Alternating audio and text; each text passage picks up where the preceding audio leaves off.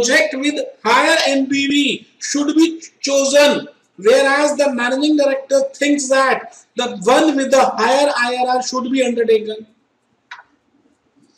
बेटे एमडी कहता है कि हायर आईआरआर का लेना चाहिए, और फाइनेंस मैनेजर क्योंकि वो भूपेश आनंद से पढ़ा है वो कहता है जी NPV is the best, I am the best. Shahrukh Khan कहता है I am the best, Aamir Khan कहता है I am the best, Salman Khan कहता है आई एम द बेस्ट, यहां पर एनपीवी कहता है आई एम द बेस्ट। चलिए जी नीचे देखिए दो प्रोजेक्ट्स हैं, एक प्रोजेक्ट एक्स और दूसरा project Y. Calculate NPV and IRR. State the reasons. Explain the inconsistency in the rankings. अब बेटे ये क्वेश्चन जो है ना पेपर में या तो 4 नंबर का आएगा, अगर 4 का आएगा तो बेटे एनपीवी और आईआरआर उसने ऑलरेडी कैलकुलेट कर दिया होगा, और अगर 8 का आएगा तो आपसे कहेगा please calculate NPV, please calculate IRR, तो आपको वो दोनों कैलकुलेट करने पड़ेंगे। आप समझ रहे हैं ना? ठीक है। तो बेटे यहां पर मैं मान के चल रहा हूं कि आपको एनपीवी और आईआरआर निकालना समझ आ गया है, मैं उस पर नहीं जा रहा कि बेटे वो कैसे आए। बेटे मेरे को आपको अब बादाम रोगन देना है, समय कम रह गया ना बेटे, 2 क्लासेस रह गई तो मुझे आपको बादाम रोगन देना है। तो मैं मानता हूं कि आपने एनपीवी और आपने आईआरआर दोनों प्रोजेक्ट्स की निकाल ली और वो नीचे आ गई आईआरआर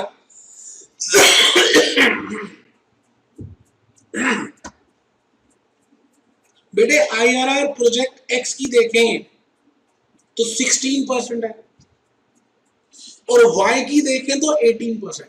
अब ये घर में कर लेना, देखो मैं अब इसमें ये नहीं बता रहा ये कैसे आया, वो पिछला एक लेक्चर में बता चुका।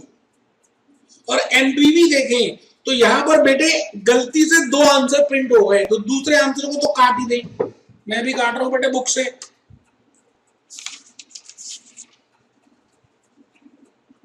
अच्छा एक चीज मैं और बता दूं, जिसका एनपीवी यहां पर मैं आपको बता रहा हूं, जैसे प्रोजेक्ट एक्स है और प्रोजेक्ट वाई है, एनपीवी और आईआरआर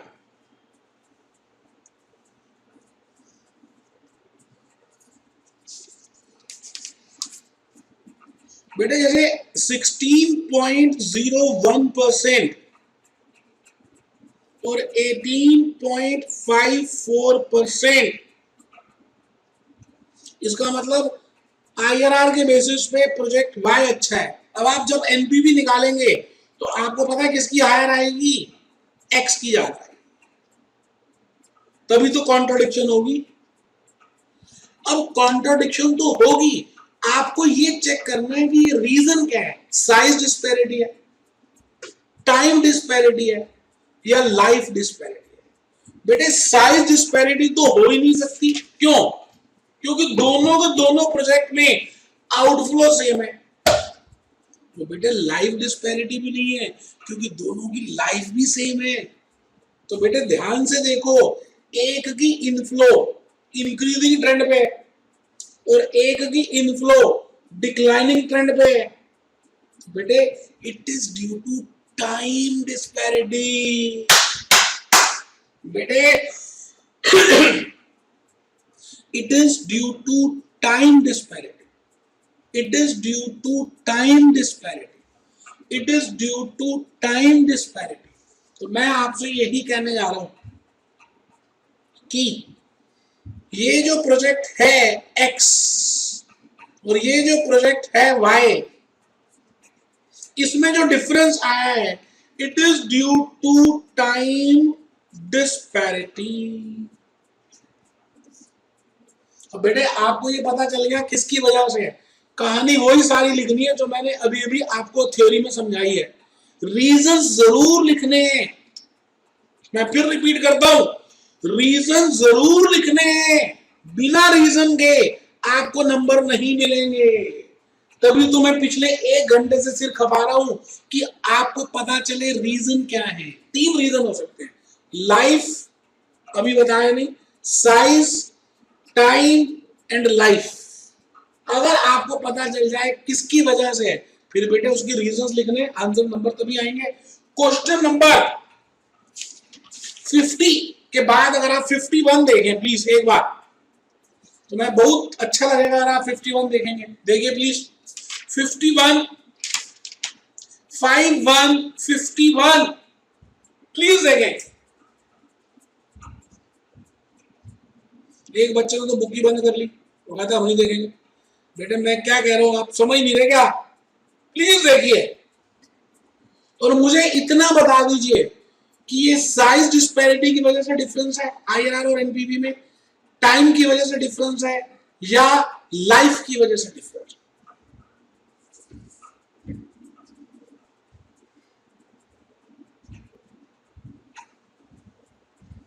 द कैश फ्लो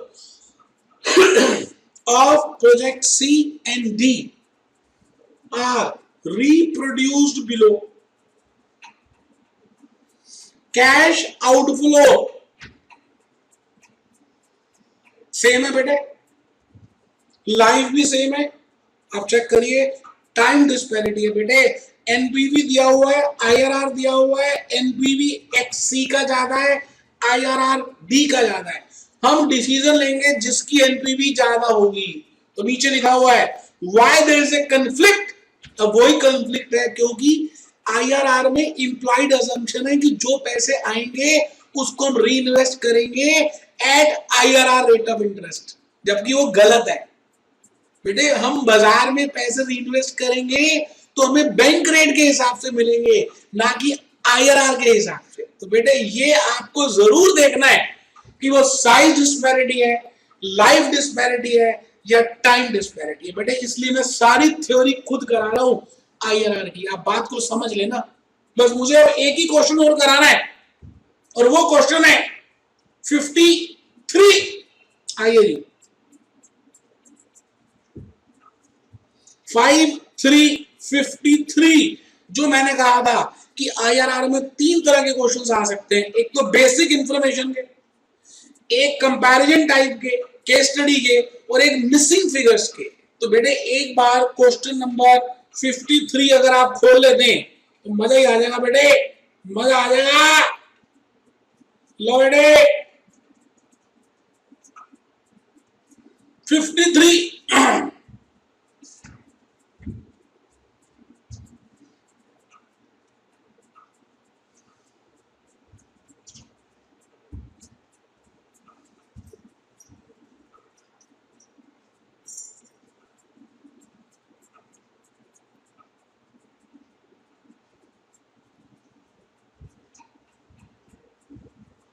बेटे इन क्वेश्चंस का मैंने नाम डाला है मिसिंग फिगर क्वेश्चंस।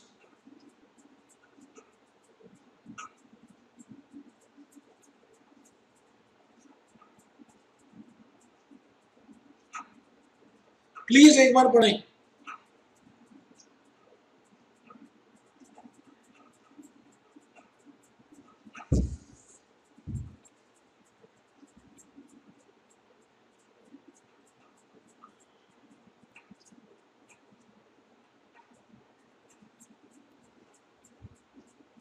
बेटे आपको इस क्वेश्चन में कुछ डाटा गिवन है और कुछ डाटा गिवन नहीं है। करने से पहले मैं एक बात बता रहा हूं, आपको कभी भी मिसिंग फिगर का क्वेश्चन आया तो कैसे करना है। इन एग्जामिनेशन, आप इसको लिखें, in examination while attempting missing figures type of questions, while attempting missing figure type of questions, always use the concept of ratio analysis as in cost and management accounting paper, आराम से पहले लिख ले जी, पहले लिख ले। मैंने कहा मिसिंग फिगर के क्वेश्चंस को करने से पहले आपको रेशियो एनालिसिस, कॉस्ट और मैनेजमेंट अकाउंटिंग की बात को याद करना है। क्या कर रहा है यार, मैं बता रहा हूं। Note number 2, use the ratios, comma, write the formulas, use the ratios, write the formulas, ratios लिखिए, formulas लिखिए, and then try to find out missing figures।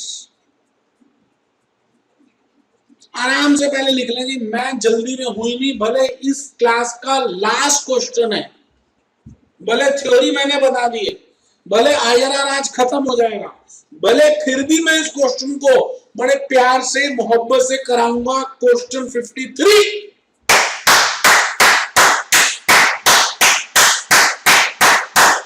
आइए बेटे, बेटे मैं कहता हूं जब भी आपको मिसिंग फिगर्स के क्वेश्चंस दिए हो तो आप क्या करें, जो भी चीज दी हो उसको पहले लिखते जाए। जैसे मैं पढ़ता हूं आपके लिए, लिखा हुआ है एनुअल कॉस्ट सेविंग, मतलब एक वर्ष में, ऊपर following is the information of a capital project. एक प्रोजेक्ट कंपनी ले रही है और उसकी जानकारियां दी हुई है, जानकारी दी हुई है बेटे। एनुअल कॉस्ट सेविंग 40,000 रुपए है और बेटे लाइफ 4 इयर्स है बेटे।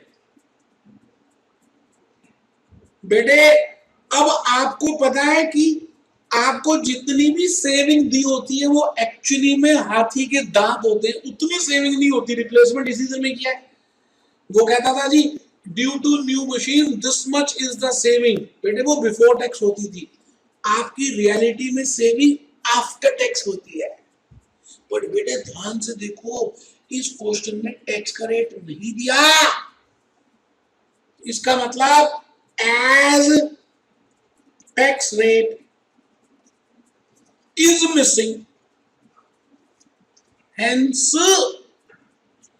before tax saving is equal to after tax saving।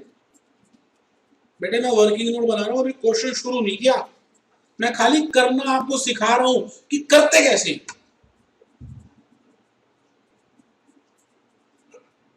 आगे लिखा हुआ है आईआरआर 15%, सुनना चाहिए जरा ध्यान से, वर्किंग नोट 2 आपको समझा रहा हूं।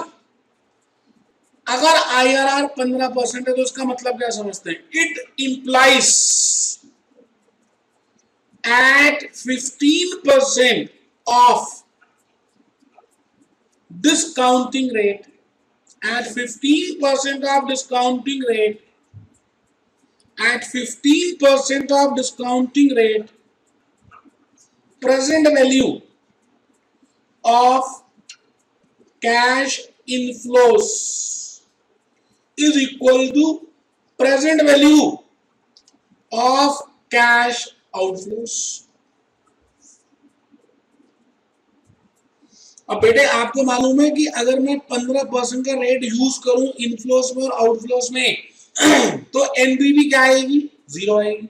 लेकिन एक बात बतानी है बड़ी इंपॉर्टेंट, चाहे एनपीवी 18 हो, चाहे 20 हो, चाहे 22 हो, चाहे X% हो, बेटे आउटफ्लो हमेशा सेम होगी, चाहे वो 22% की एनपीवी हो, चाहे 20 की हो, चाहे 18 की हो, चाहे 15 की हो, चाहे X की हो। एक बच्चा कहता है क्यों, बताता हूं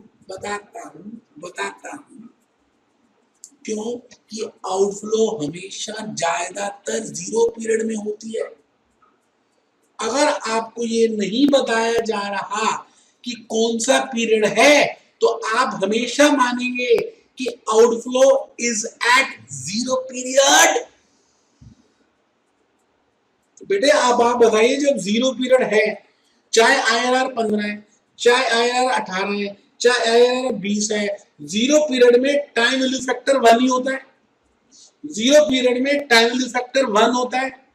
तो बेटे मैं यही तो कह रहा हूं कि आपको इस बात को ध्यान में रखना है। ठीक है, रखेंगे सर। अच्छा, प्रॉफिटेबिलिटी इंडेक्स दिया हुआ है, ओके नो प्रॉब्लम। एनपीवी निकालनी है, कॉस्ट ऑफ कैपिटल निकालनी है, पे बैक निकालनी है, सैलरी वैल्यू निकालनी है। Find the missing values considering the following discount rates. अब भले आदमी ने डिस्काउंटिंग रेट्स में दे दिए, कोई दिक्कत नहीं है जी। तो मैं शुरू कर रहा हूं। Statement showing calculation of missing figures।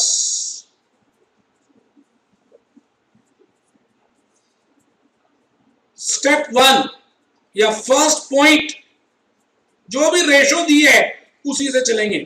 Cost saving in cost before tax is rupees 40,000 is rupees 40,000। ठीक है जी।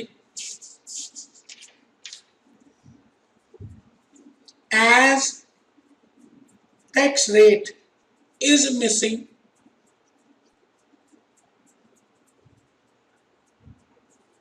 we are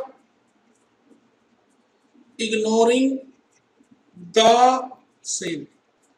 हम उसको इग्नोर कर रहे हैं। Hence, saving in cost before tax is equal to saving in cost after tax। दो बेटा, दोनों की सेविंग सेम है बेटे। अब बेटे कोई रेशो तो है ही नहीं, इसलिए आगे चल रहे हैं बेटे, कुछ कर नहीं सकते अभी। Step number 2, life is 4 years। ये भी बेटे कोई रेशो तो है ही नहीं। स्टेप नंबर 3, आप देख रहे हैं मैं कैसे चल रहा हूं। पहली चीज को पहले, फिर दूसरी चीज को दूसरे नंबर पे, जो जो जैसे दिया है वैसे। IRR is 15%। मैं लिख रहा हूं at IRR of 15%, present value of cash inflows is equal to present value of outflows। इसका मतलब 40,000 रुपए इंटू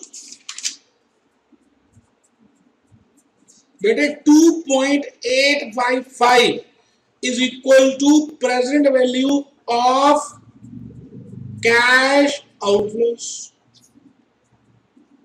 और बेटे हमें पता है कि आउटफ्लो सेम ही रहती है।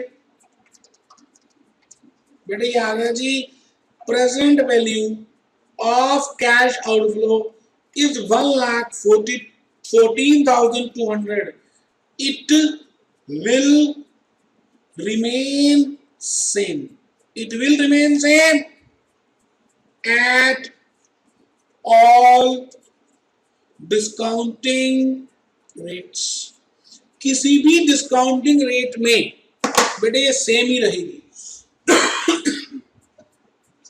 किसी भी डिस्काउंटिंग रेट में बेटे ये सेम ही रहने वाली है। ठीक है जी, चलिए इसका यूज करेंगे अभी हम।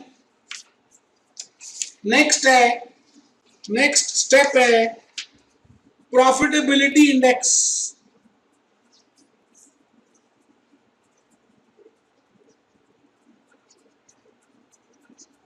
Profitability index is equal to present value of cash inflows upon present value of cash outflows। बेटे यहां पे डिस्काउंटिंग रेट कौन सा यूज होता है? एड प्रेजेंट वैल्यू फैक्टर जो एक्चुअली में चल रहा है, अब हमें पता ही नहीं है, कोई बात नहीं।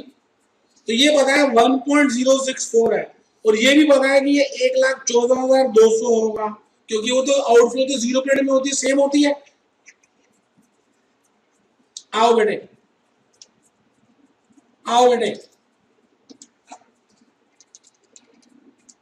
ये आ गई जी 1,21,508। आराम से पहले देख लो जी, कोई जल्दी है नहीं।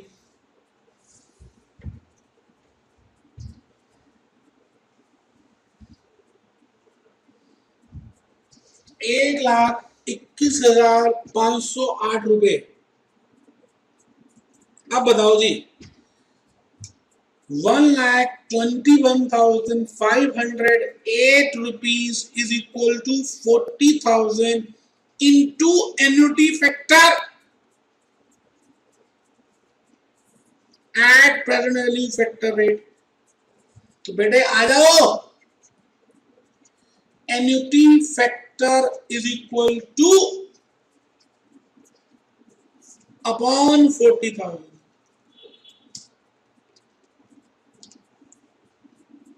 3.03। अब जरा देखिए, आपको जो वैल्यूज गिवन है उसमें 3.03 कौन से रेट में है बेटे? बेटे 12% में। तो लिखें जी 3.03 is corresponding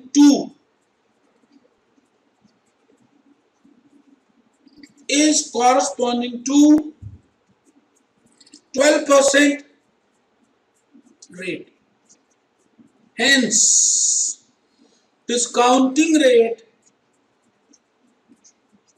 or present value factor or external rate is 12%। चलिए बेटे, नेक्स्ट है बेटे कॉस्ट ऑफ कैपिटल, और कॉस्ट ऑफ कैपिटल भी कह सकते हैं इसको, और कॉस्ट ऑफ कैपिटल इज 12%। देखो एक चीज आपको पता थी कि आईआरआर चाहे जितना भी हो, आउटफ्लो उतनी रहेगी, क्योंकि वो 0 पीरियड की होती है। लास्ट है जी पे बैक पीरियड, खत्म।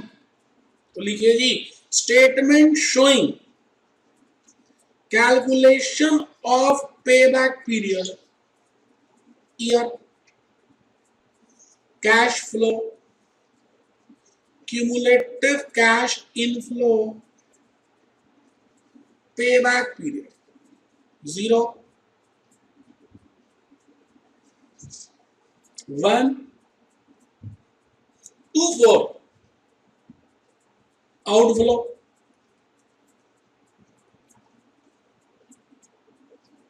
तो बेटे 1 2 3 4 ऐसे लिख लेते हैं बेटे।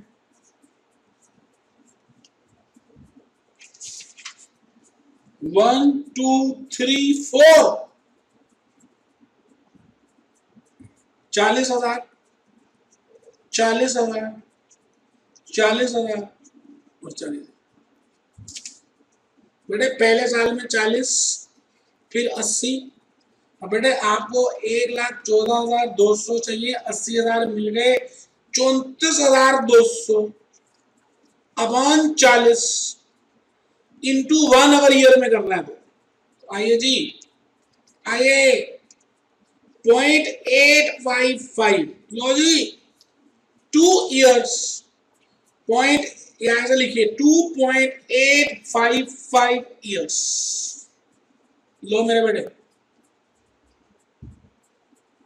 2.855 ईयर्स।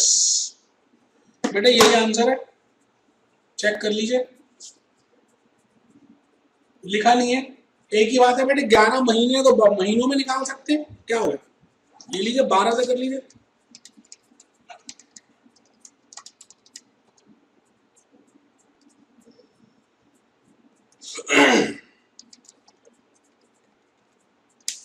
ये आ गया बेटे 10.26।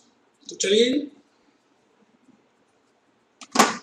तो बेटे इस तरह से मैंने आपको IRR बता दिया। 2 लेक्चर्स लिए, 11वां और 12वां। बेटे प्यार था इसलिए लिए। मेरे को ऐसा लगता है कि आप ये जरूर करके जाएंगे, मेरे प्यार को निभाएंगे, एटलीस्ट थोड़ा सा तो ध्यान रखेंगे कि भूपेश आनंद ने इतनी मेहनत करके आपको बताने की कोशिश किया बेटे, तो आप प्लीज प्लीज IRR जरूर करके जाएंगे। अब बेटे 2 लेक्चर्स की बात और रह गई है, हमारा पूरा का पूरा चैप्टर ही क्लोज हो जाएगा। और उसमें मैंने कराना रिस्क एंड अनसर्टेनिटी, मतलब लेक्चर 13 और लेक्चर 14। बस बेटे 2 ही लेक्चर्स रह गए हैं, उनको हम करेंगे। मेरी आप सबको शुभकामनाएं। भगवान करे कि आप मन लगाकर पढ़ाई करो, भगवान करे कि आपका पढ़ाई में बहुत मन लगे, भगवान करे कि आप पास हो जाओ, और भगवान करे कि आप जीवन में जो चाहते हो बेटे मिले आपको। बेटे उसी में भला है हम सबका। तो इन्हीं बातों के साथ be happy, B jolly, B cheerful.